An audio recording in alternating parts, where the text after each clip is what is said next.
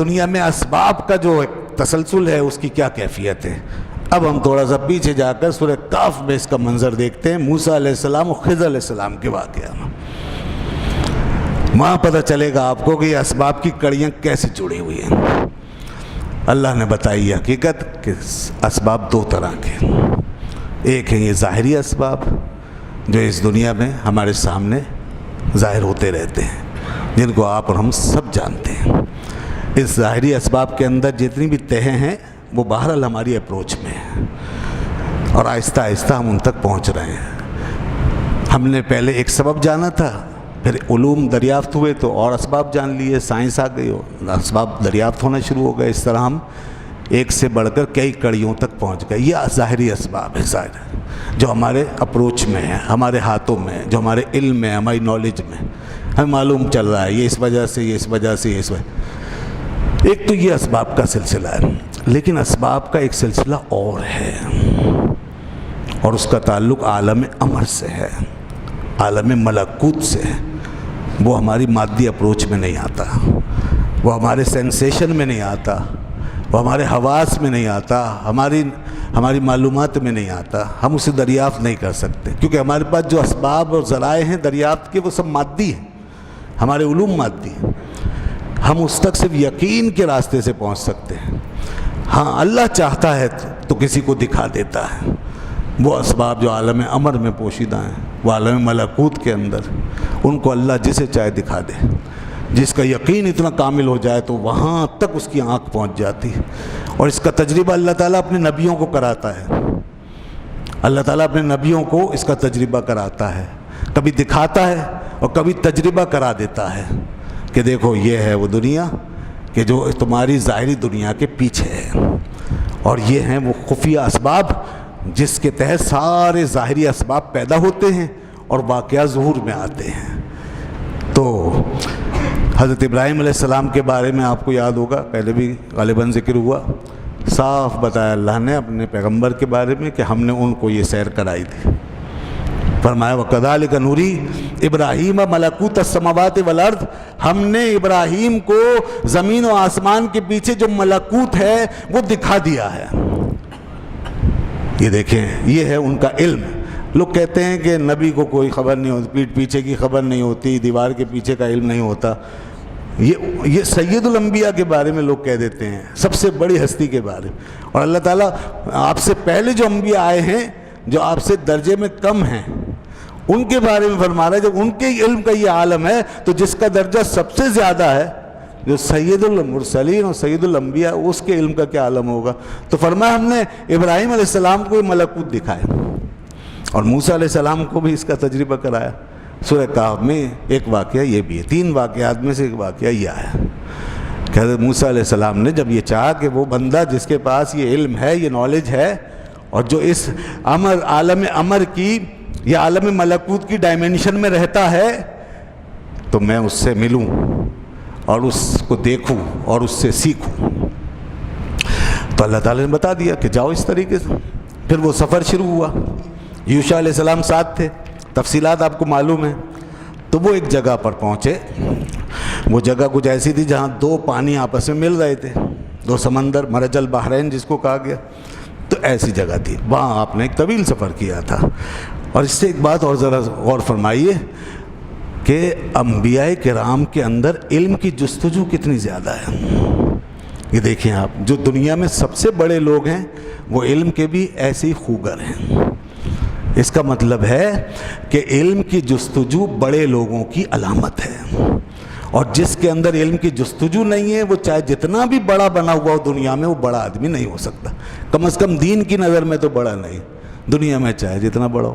اس لیے یاد رکھیے گا، یہ معیار ہے اور ہمیشہ سے رہا کہ اللہ کو انسان کے اندر جو سب سے زیادہ چیز پسند ہے وہ یہ کہ انسان اپنے علم میں اضافہ کرتا رہے۔ ارے جناب، اس سے زیادہ اور کیا ہوگی بات کہ اپنے حبیب سے فرمایا، سید الانبیاء عقائد عالم محمد مصطفیٰ صلی اللہ علیہ وسلم کو جو دعا دی ہے اللہ نے، تو وہ یہی دعا تو ہے، وَقُلْ رَبِّ زِدْنِي عِلْمًا۔ اور دعاؤں کے بیچ ایک دعا یہ بھی ہے، فرمایا حبیب آپ یہ کہتے رہیں کہ اے میرے رب میرے علم میں اضافہ فرما۔ میرے علم میں اضافہ فرما. تو اس کا مطلب ہے علم کا اضافہ یہ اللہ کو بہت پسند ہے. ہمیں اس کی کوشش کرتے رہنا چاہیے، چاہے جیسے بھی ہو، آنکھ سے دیکھ کر، کان سے سن کر، دماغ سے غور کر کے، ہر وقت انسان اس کوشش میں اور اس طلب میں رہے کہ میرے علم میں اضافہ ہو. اس کے بڑے فائدے ہیں، اس کی بڑی برکتیں ہیں. آج اگر یہ ہمارا معاشرہ مسلمانوں کا اس روش پہ چل رہا ہوتا تو دنیا میں آج ہم اتنے خوار نہ ہو رہے ہوتے. یہ چیز دوسروں نے پکڑ لی، چاہے مادی دائرے میں سے وہ علم کے حریص ہو گئے، لہذا آج وہ ہم سے کہیں بھی نکل گئے آگے. تو حضرت موسیٰ علیہ السلام اس مقام و منصب کے باوجود کہ کوہ طور پہ اللہ سے ہم کلام ہونے کا شرف حاصل ہے، اور اس وقت سب سے عظیم ہستی کی حیثیت سے دنیا میں تشریف فرما، ایک صاحب کتاب پیغمبر ہیں، رسول ہیں، مگر علم کی ایک ڈائمنشن کا پتہ چلا کہ کوئی شخص ہے جس کے پاس، اور وہ کون ہے؟ وہ خضر علیہ السلام. کہا یا اللہ مجھے ملا دے. تو اللہ نے پتہ بتا دیا اور علامت دے دی. علامت کیا تھی؟ علامت بھی بڑی زبردست بتائی. اس علامت سے کئی علامتیں ظاہر ہو جاتی ہیں اگر لوگ سمجھیں تو. مچھلی تھی تلی ہوئی جو ناشتے کے لیے لے کے چلے تھے، اور بتا دیا تھا کہ یہ مچھلی تمہاری زندہ ہو جائے گی، جہاں ہمارا بندہ ہوگا وہاں مچھلی زندہ ہو جائے گی. اب تلی ہوئی مری ہوئی مچھلی بتائیے، اس جگہ پہنچے وہ زندہ ہو گئی، اور زندہ ہو کے سمندر میں چلی گئی. تو لوگ اللہ والوں کو کہتے ہیں کہ وہ پتہ نہیں زندہ ہیں کہ نہیں ہے، اور مردہ کہتے نہیں تھکتے. یہاں ان کے آثار کی برکت دیکھو کہ جہاں ان کے آثار انوار پائے جاتے ہیں وہاں ایک مردہ شے جا کے زندہ ہوئی جا رہی ہے. یہ دیکھیں نا. تو اس لیے ہم کہتے ہیں کہ ان کی بارگاہوں میں ہمارے دلوں کو زندگی ملتی ہے، روحیں زندہ ہو سکتی ہیں اگر آدمی کا دل حاضر ہو تو. اور جو عقیدہ ہی مردوں کا رکھے تو اسے کیا زندگی ملے. ہیں خواجہ خواجگان سے پوچھو کہ داتا صاحب کے مزار پہ انہیں کیا ملا تھا. ان جاہل مولویوں سے کیا پوچھتے ہو؟ سوشل میڈیا پہ بک بک کرنے والے اور الٹی سیدھی باتیں کرنے والے، ایک پوری امت گزر گئی. تم آج کے 100 سال کی پیداوار تم یہ باتیں کرتے ہو، اور سب سے بڑی ہستی کے بارے میں کہتے ہو کہ مردہ ہیں. ذرا وہ دیکھو کتنے بڑے بڑے لوگ ہیں، دین کی خدمت تو انہوں نے کی، تم نے کیا کیا اب تک؟ دین تو وہ پڑھا کے گئے ہمیں، وہ دے کر گئے ہیں، انہی کی وجہ سے آج ہم مسلمان ہیں. وہ دیکھیں لاہور میں بیٹھے ہیں، چلہ کاٹ رہے ہیں داتا صاحب کے قدموں میں، اور پھر جب فارغ ہوئے تو کیا کہا انہوں نے؟ یہی جو مولوی کہہ رہا ہے اتنی بڑی داڑھی رکھ کر کے مردہ لوگ ہیں ان سے کچھ نہیں ملتا. وہ تو یہ کہہ رہے ہیں گنج بخش فیض عالم مظہر نور خدا، نہ کسارا پیر کامل کاملارا رہنما. تو کہہ رہے ہیں اگر فیض کا برکت کا خزانہ دیکھنا ہے تو دیکھو اس ہستی کو کیسے لٹا رہے ہیں یہاں بیٹھ کے. داتا صاحب خزانہ لے کے بیٹھے ہیں، گنج بخش فیض عالم، سارے عالم کا فیض یہاں سے جاری ہو رہا ہے، یہ کہہ رہے ہیں. تو ہم ان کی بات مانیں یا اس مولوی کی بات مانیں جو اس صدی میں پیدا ہوا اور آج پتہ نہیں کہاں سے کیا کیا باتیں کرنے لگ گئے. تو یہ تو امت کو گمراہ کرنے والے لوگ ہیں. ان کی کیا خدمات ہیں ان کی، اور کیا پیچھے دے کر جا رہے ہیں، کیا الزام ہمیں مل رہے ہیں. ابھی اس قسم کی تبلیغ کے بدلے میں اسلام کو تحفے کیا ملے، ایوارڈ کیا مل رہے ہیں، دہشت گردی کا، اور کیا کیا لیبل، اور کیا کیا ہم پہ الزامات، اور کیسے کیا کیا بدنامیاں ہمارے حصے میں آ رہی ہیں. اس قسم کی تبلیغ جب سے یہ تبلیغ شروع ہوئی ہے، خواجہ صاحب جب دنیا میں تھے تو کوئی اس طرح تھوڑی بدنامیاں ہوئی ہیں ہماری.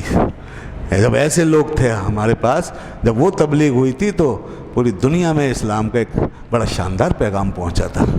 تو اس لیے دیکھنا چاہیے کہ کس کے کیا اثرات ہیں. بہرحال بات تھوڑی سی ادھر چلی گئی. میں عرض کر رہا تھا کہ وہ مچھلی جو ہے ان کی وہ زندہ ہو کے وہاں چلی گئی، قرآن میں اس کا ذکر آ گیا. اور اس کے بعد پھر جب وہ وہاں پہنچے تو انہوں نے، اللہ تعالیٰ نے فرمایا ہمارے بندے کو پا لیا. اور بندہ کون ہے؟ خضر علیہ السلام.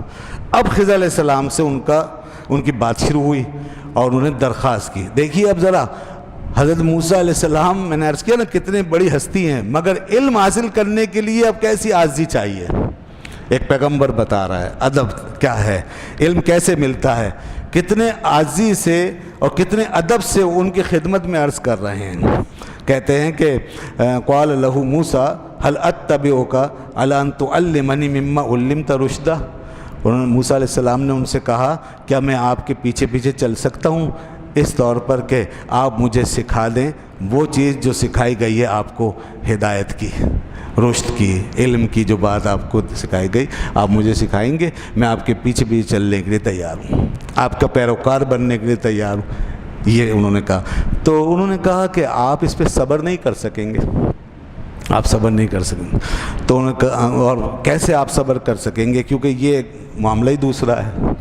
وہی میں نے کہا نا, یہ عالم ملکوت کا سلسلہ ہے اور یہ ظاہری اسباب سے ماورا دنیا ہے.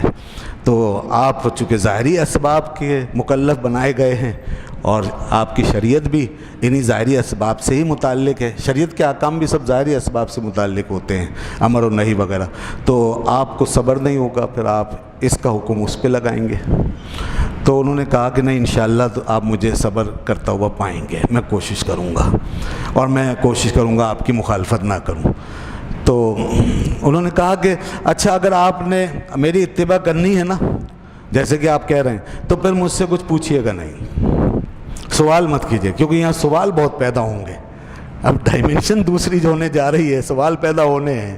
آپ ادھر ہیں, اس ڈائمنشن میں ہیں, میں ادھر لے کے جاؤں گا. اب تو آپ سوال نہیں کریں گے, دیکھتے رہیں گے. حتیٰ احدث لک منہ ذکرا, بس پھر آخر میں آپ کو بتاؤں گا کہ جو کچھ ہوا وہ کیا ہوا. تو بس وہ چلے پھر اس شرط پر.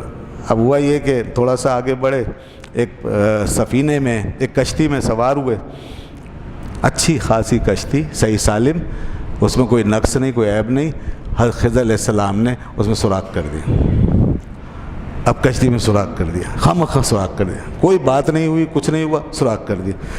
اب دیکھیے یہ ہماری اب ہماری دنیا میں یہ واقعات ہو رہے ہیں جیسے, ٹھیک ہے, کہیں کوئی نقصان ہو رہا ہے. اب یوں دیکھیے آپ اس کو, اور پیچھے دیکھیے کرنے والا کون, اور پیچھے اس کا سبب کیا ہے. اب دنیا تو دیکھ رہی ہے نقصان ہو گیا, اب ظاہر کشتی والے تو شور مچا رہے ہوں گے, ہائے ہائے یہ کیا ہو گیا, نقصان ہو گیا, یہ دیکھو کیوں ہو گیا وغیرہ. تو اب ادھر موسیٰ علیہ السلام نے بھی پھر وہی اس ڈائمنشن سے سوال اٹھا دیا اور کہا کہ یہ آپ نے کیا کیا, یہ آپ نے کیا کیا, یہ آپ اچھا خاصی کشتی میں سوراخ کر دیا. لقد جئت شیئا امرا, آپ نے یہ کشتی میں سوراخ کر دیا اور آپ نے یہ کام کیا ہے, تو یہ اچھا کام تو نہیں ہے. تو انہوں نے کہا کہ قال الم اقل انک لن تستطیع معی صبرا, میں نے کہا تھا نا آپ سے کہ آپ صبر نہیں کر سکیں گے. دیکھا آپ نے, پہلے ہی مرحلے پہ آپ بول اٹھے. تو انہوں نے کہا اچھا ٹھیک ہے, چلیں, لا تؤاخذنی بما نسیت, جو اب مجھ سے بھول ہو گئی ہے اس پہ آپ میرا مواخذہ نہ کریں, اب آگے چلیں. تو پھر آگے چلیں. اس کے بعد آگے بڑھے تو اب اس سے بھی زیادہ خطرناک واقعہ ہو گیا. ایک بچہ اچھا خاصا کھیلتا کودتا اور بے قصور, ظاہر ہے بچے بے قصور ہی ہوتے ہیں جن کو ہم معصوم کہتے ہیں, تو ایسے ایک معصوم سے بچے کو حضرت خضر علیہ السلام نے پکڑا اور مار دی. اب لوگوں کو تو نہیں پتا کہ پیچھے مارنے والا کون ہے. دنیا ظاہری آنکھ سے دیکھ رہی ہوگی تو کہے گی ارے بھائی مارا گیا, بچہ مر گیا, کیوں مر گیا, کس نے مر گیا, بڑا وہ ہو گیا, یہ ہو گیا. اپنے اپنے تئیں سب بات کرتے ہیں نا, یا دنیا میں ہمارے ساتھ بھی اس طرح کی چیزیں ہو رہی ہوتی ہیں. تو اب یہی کچھ ہوا, دنیا میں شور مچ گیا, رونا پیٹنا. اب موسیٰ علیہ السلام نے بھی پھر اپنی ڈائمنشن سے پھر سوال کیا, لقد جئت شیئا نکرا, یہ تو آپ نے بہت بری حرکت کی, یہ آپ نے کیا کیا, اس بچے کو خواہ مار دی. تو انہوں نے کہا دیکھیے آپ نے بے صبری کی, میں نے آپ سے نہیں کہا تھا کہ لن تستطیع معی صبرا, آپ میرے ساتھ صبر نہیں کر سکیں گے. تو انہوں نے کہا اچھا ٹھیک ہے, چلیں, اب ایک دفعہ اور ہو گیا, لیکن اب اس کے بعد میں آپ سے خود کہتا ہوں, اب اگر میں پوچھوں آپ سے کوئی بات تو آپ مجھے اپنی صحبت سے الگ کر دیجیے, ٹھیک ہے, پھر ہم ساتھ نہیں رہیں گے. کہا ٹھیک ہے. تو اب اس کے بعد پھر یہ چلے دونوں حضرات. آگے ایک جگہ کا ایک بستی تھی, تو بستی ذرا ایسی لوگوں کی تھی, کنجوس قسم کے لوگ تھے شاید. اب یہ مسافر حضرات, یہ دونوں وہاں پہنچے, ظاہر سی بات ہے کھانا بھی نہیں کھایا ہوا تھا, بھوک بھی لگ رہی تھی. تو اللہ تعالیٰ فرماتا ہے استطعما اہلہا, تو انہوں نے کسی طریقے سے اپنا حال ان کے سامنے پیش کیا ہوگا کہ بھئی ہماری یہ پوزیشن ہے, اس وقت کھانے پینے کے لیے کچھ نہیں ہے. مگر فابوا ان یضیفوہما, اس بستی والوں نے ایک لقمہ نہیں کھلایا, بالکل کچھ نہیں کھلایا, بڑی کنجوسی سے کام لیا. اب یہ بھوک پیاس برداشت کرتے, پھر وہاں سے نکلے. فوجد فیہا جدارا, جب وہاں سے نکلے تو جو بارڈر تھا نا بستی کا, فصیل تھی, تو وہاں ایک دیوار تھی. تو وہ دیوار جو ہے انہوں نے دیکھی تو یرید ان ینقض فاقامہا, تو اس دیوار کی کیفیت یہ تھی کہ وہ ذرا جھک رہی تھی اور گر رہی تھی. تو حضرت خضر آگے بڑھے اور اس کو ایسے سیدھا کر دیا, کھڑی کر دی. اب یہ بات بھی بالکل جو ہے ظاہری اسباب کے حوالے سے بڑی عجیب ہو گئی ہماری ظاہری دنیا کے لحاظ سے, کہ ایک طرف ان کا سلوک کہ انہوں نے کھانا بھی نہیں پوچھا, اور ادھر ان کا یہ ان پر احسان. ہے. تو یہ حضرت موسیٰ علیہ السلام کو پھر عجیب لگا.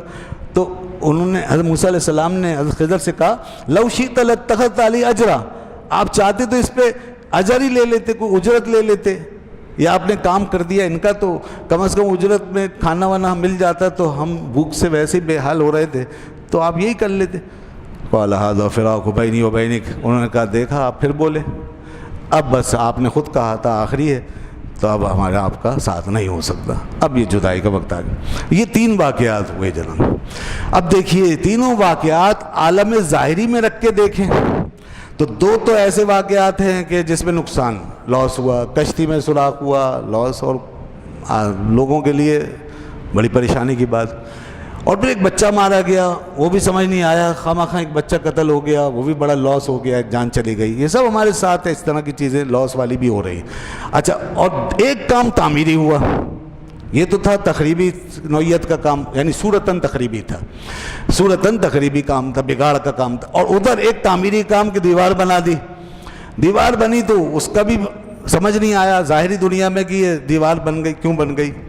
تو ہمارے ساتھ یہ سب ہو رہا ہے، ٹھیک ہے نا. لیکن اللہ تعالیٰ بتانا یہ چاہتا ہے دیکھو تمہارے ساتھ یہ جو واقعات ہو رہے ہیں یہ ظاہری اسباب کے تحت تمہاری سمجھ میں نہیں آئیں گے. سب کچھ آئیں گے، بہت کچھ نہیں آئیں گے، ایک حد تک آئیں گے اور اس سے آگے نہیں آئیں گے. تم نہیں سمجھ سکو گے اور تم اکثر سٹ پٹاؤ گے، پریشان ہوگے اور شکایت بھی کرو گے، رو گے، دھو گے، سب کچھ کرو گے. اور کبھی کسی کے حوالے سے دیکھو گے کہ تو یہ سمجھو گے کہ اس کے ساتھ بیجا رعایت ہو گئی، اسے خواہ خواہ یہ چیز مل گئی، جیسے ایک تعمیری چیز. اور کبھی نقصان ہوگا تو سمجھو کہ ہمیں خواہ خواہ یہ لاس ہوا اور ہم پر زیادتی ہو گئی ہمارے ساتھ.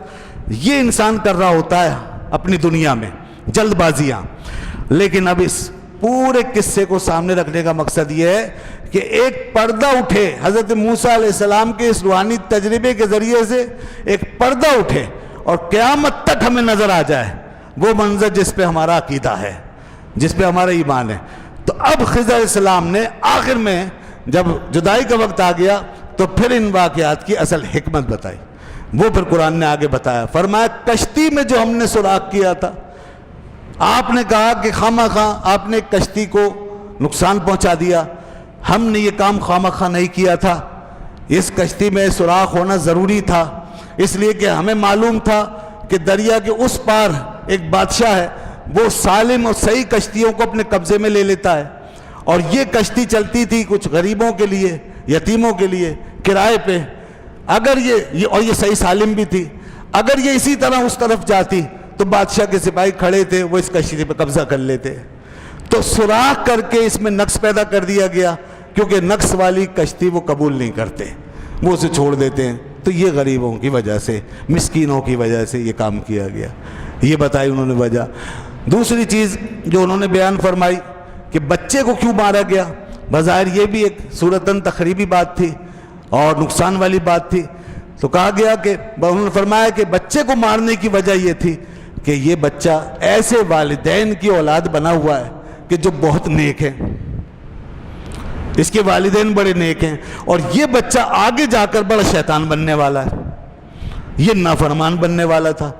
اب یہ بڑا ہوتا تو اپنے ماں باپ کو بہت تنگ کرتا، ان کا دل دکھاتا، یہ ان کے راستے پہ نہیں چلتا تو ماں باپ کو تکلیف ہوتی. تو اللہ نے اس کے ماں باپ کی نیکی، اس کے ماں باپ کی بزرگی کی وجہ سے اس بچے کو، تاکہ ان کو تکلیف نہ پہنچے، اس بچے کو موت کا حکم دیا ہے. اور اس کی جگہ اللہ نے یہ ارادہ فرمایا ہے کہ ایسی اولاد ان ماں باپ کو دے جو ان کی آنکھوں کی ٹھنڈک بن جائے، جن کو دیکھ کر وہ خوش ہوں، تاکہ ان کو ان کی نیکیوں کا صلہ مل جائے کسی حد تک اور وہ پریشانی سے بچ جائے. یہ اللہ کی حکمت تھی، اس لیے اس بچے کو مار دیا گیا. اب اس کے بدلے میں دوسری اولاد ہوگی، اور وہ ماں باپ جس کو دیکھ کر کے، وہ ایسی اولاد ہوگی جس کو ماں باپ دیکھ کر خوش ہوں گے. اور تیسرا واقعہ کہ جو ہم نے دیوار بنا دی، آپ نے کہا کیوں بنا دی، تو وہ آپ نے ظاہری اعتبار سے اعتراض کیا. اس کے پیچھے جو حقیقت تھی وہ یہ تھی کہ اس گرنے والی دیوار کے نیچے خزانہ تھا، اس گرنے والی دیوار کے نیچے خزانہ تھا. اور یہ خزانہ دو یتیم بچوں کا خزانہ تھا جو ان کے ماں باپ نے چھوڑا ہوا تھا، اور ان کا انتظار تھا کہ یہ بڑے ہوں گے تو اس خزانے تک پہنچیں گے. ابھی وہ چھوٹے. اب دیوار گر رہی تھی، اگر گر جاتی خزانہ باہر آ جاتا، لوگ لوٹ کے لے جاتے، بچوں کو کچھ نہیں ملتا. تو اس خزانے کی حفاظت کے لیے کام کیا گیا کہ دیوار بنا دی گئی. حالانکہ قوم نے جو سلوک کیا تھا اس کا تقاضا یہ تھا کہ دیواریں گرا دی جائیں اور ان کو نقصان پہنچے. ظاہری دنیا یہی کہہ رہی تھی، ظاہری اسباب کا فیصلہ یہی تھا، مگر پیچھے عالم امر میں کچھ اور حکمت تھی. وہ یہ تھی کہ ان بچوں کے خزانے کی حفاظت کرنی تھی. اور ان بچوں کے خزانے کی حفاظت کیوں کی گئی یہ بھی سن لیجئے. قرآن نے بتایا وَكَانَ أَبُوهُمَا صَالِحًا. اللہ نے بتایا یہ حفاظت اس لیے کی گئی کہ ان کے اوپر پشتوں میں کوئی ان کے جد اعلیٰ تھے جو بڑے نیک تھے، اللہ کے ولی تھے، کوئی نیک مرد مومن شخص تھے، تو ان کی برکتیں نیچے اترتی ہوئی آ رہی ہیں. ان کی نیکیوں کے صلے میں آج ان کے اولادوں کو جو ہے وہ فائدہ پہنچ رہا ہے. اور یہ برکت تو اس وجہ سے یہ حفاظت کی گئی. اور یہ ہوتا ہے، برکتیں ضرور آتی ہیں جب تک کہ برکتیں لینے کے ہم اہل رہیں، اس کو حاصل کرتے رہنے کے اہل رہیں. اور جب اہل نہ رہیں تو پھر برکتیں رک جاتی ہیں. تو بہرحال یہ ہیں دیکھیے وہ اسباب ہمارے سامنے. اس واقعہ نے بتایا کہ ہمارے پاس دو قسم کے اسباب ہیں، ایک ظاہری جو ہمیں نظر آتے ہیں اور دوسرے باطنی ہیں. ہم باطنی اسباب نہیں جانتے، ہم عالم امر کی باتیں نہیں جانتے، اللہ کے وہ بندے جانتے ہیں جو اس عالم امر میں رہتے ہیں. حضرت خضر تھے، اس عالم امر کے انسان ہیں، اس عالم امر کے میں رہنے والے ایک بندے ہیں، لہذا وہ جانتے ہیں. فرشتے اس میں رہتے ہیں، وہ جانتے ہیں. اور اولیاء اللہ کی روحیں بھی وہاں رہتی ہیں عالم امر میں. اور عالم امر کے اندر اللہ تعالیٰ ان کو بھی ڈیوٹیاں دیتا ہے. چنانچہ قرآن میں ایک آیت ہے جس میں اس عالم امر کی تدبیر کے حوالے سے قسم فرمائی. اللہ نے فرمایا والمدبرات امرا، اور قسم ہے تدبیر کرنے والوں کی، یعنی نظام کو چلانے والوں کی. جو یہ نظام چلا رہے ہیں کون سا؟ امر کا نظام چلانے والوں کی قسم. تو دیکھا آپ نے اللہ کس سے چلوا رہا ہے نظام؟ سب سے بڑا چلانے والا تو حقیقی طور پہ اللہ ہی ہے. پھر اس نے اسباب بنائے اور ذرائع. تو اب جو قسم ارشاد فرمائیے والمدبرات امرا، کہ قسم ہے نظام چلانے والوں کی عالم امر کا. تو علماء مفسرین نے لکھا کہ یہ مدبرات کون لوگ ہیں؟ یہ ملائکہ ہیں، یہ فرشتے ہیں، اور یہ اولیاء اللہ کی ارواح ہیں. تو یہ آپ جن کو مردہ سمجھ رہے ہیں، بیکار سمجھ رہے ہیں، اور سمجھ رہے ہیں کہ ہماری طرح مٹی میں مل گئے، خاک ہو گئے، بہت بڑی غلط فہمی ہے آپ کی. اللہ تو فرما رہا ہے وہ ہمارے عالم امر سے جڑے ہوئے ہیں اور اس میں ان کی ڈیوٹیاں لگی ہوئی ہیں. وہ تدبیریں کر رہے ہیں اللہ کے حکم سے، اس کی اجازت سے، جیسے کہ خضر علیہ السلام کر رہے ہیں. تو خضر علیہ السلام جو کچھ کر رہے ہیں اللہ کے اذن و حکم سے کر رہے ہیں. یہ شرک نہیں ہے، یہ بھی ایک دنیا ہے جس میں یہ کام ہو رہا ہے. تو یہ سب جیسے ظاہری طور پہ ہمیں ملے ہوئے تھے تصرفات، ایسے باطنی دنیا میں اور عالم امر میں بھی تصرفات ملے ہوتے ہیں اللہ کے بندوں کو، اور وہ اس سے جڑے ہوئے ہوتے ہیں اور یہ سلسلے ہو رہے ہوتے ہیں. تو اب بس آخری بات یہ، آج ویسے بھی تراویح کا ٹائم بھی آگے نماز کا، تو میں تھوڑا سا چونکہ موضوع ایسا تھا اس لیے تھوڑی سی دیر ہو رہی ہے، انشاءاللہ کل تھوڑا سا کم کر لیں گے. تو آخری بات یہ کہ ہمیں ظاہری اسباب کے ہاتھوں پریشان نہیں ہونا چاہیے. بس یہ سب سے بڑی چیز یہ ہے. یہ جو ہمارا کبھی پروفٹ کبھی لاس ہوتا ہے نا، تو اس چکر میں ہم کبھی بھی اپنے دائرے سے باہر نہ نکلیں. صبر اور شکر، دین نے ہمیں کہا ہے صبر کرو شکر کرو، بس ختم. نہ کوئی مصیبت پر آپ یہ سمجھو کہ آپ بس گئے، ختم ہو گئے، تباہ ہو گئے. نہ ملنے ملانے پر یہ سمجھو کہ آپ کوئی بہت بڑی چیز بن گئے. نہیں، یہ سب پیچھے اسباب اللہ جانتا ہے کیا اسباب ہیں. کیوں کوئی لاس ہوا ہے وہاں عالم امر کے اندر، اس کا سبب پایا گیا، ہمیں نہیں پتہ. کیوں کوئی چیز ملی، فائدہ ہوا، اس کا سبب بھی وہاں ہوتا ہے، ہمیں نہیں پتہ. تو ہمیں شور نہیں مچانا چاہیے، ہمیں چلانا نہیں چاہیے، رونا نہیں چاہیے، شکوے نہیں کرنے چاہیے، ہمیں بے قابو نہیں ہونا چاہیے. یہ پورا ایک نظام ہے. ہمیں نہیں پتہ آج کا لاس کل کا فائدہ ہو جائے. کشتی میں سوراخ نے کشتی کو بچا لیا، ہمیں کیا پتہ آج ہمیں لاس ہوا، ہمیں کیا اس کے بدلے میں ملا. کوئی موت میت سب کے ساتھ ہے، نہ معلوم آج کسی کے یہاں کوئی موت ہو گئی، کل اس کے بدلے میں اللہ کیا دینے والا ہے. اور میں نے پہلے ایک گفتگو کی تھی کہ دنیا میں توقع نہ رکھو کہ سب مل جائے گا. اللہ نے اس کے لیے آخرت بنائی ہے، وہاں سارے لاس ایسے پورے کرے گا کہ بندہ وہاں اس کے پروفٹ اس کے بدلے میں پانے کے بعد وہاں یہ کہے گا بار الہ، جو دنیا میں چند فائدے ہو گئے وہ بھی نہ ہوتے اور وہاں یہ نقصان میں بدل جاتے تاکہ اس کے بدلے میں سارا فائدہ یہاں مل جاتا. ماں یہ کہے گا آدمی، تو یہ ہے صورتحال۔ تو اس لیے انسان کو صبر کرنا چاہیے۔